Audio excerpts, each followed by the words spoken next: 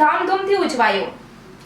ભરૂચના શ્રી માડી પોળ સ્થિત શ્રી મુનિસુ વ્રત જિનાલયમાં જૈન ધર્મના 20મા તીર્થકરનો જન્મ કલ્યાણક મહોત્સવ ખૂબ જ ધામધૂમથી ઉજવાયો હતો, જેમાં મોટી સંખ્યામાં શ્રાવક શ્રાવિકાઓએ ભગવાન મુનિસુ વ્રત સ્વામીના પૂજન, દર્શન અને આરતીનો લાભ લીધો હતો। જૈન ધર્મ અનુસાર મુનિસુ વ્રત સ્વામી વર્તમાન અવસરપીણીકાળના 20મા તીર્થકર છે।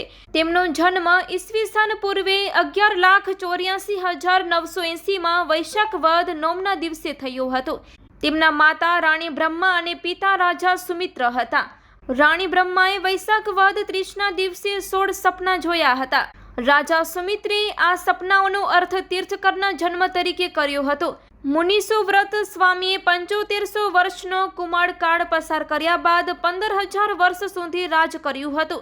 ત્યારબાદ તેમણે દીક્ષા લીધી હતી અને 11 મહિના સુધી કર્મક્ષય કરતા રહ્યા હતા।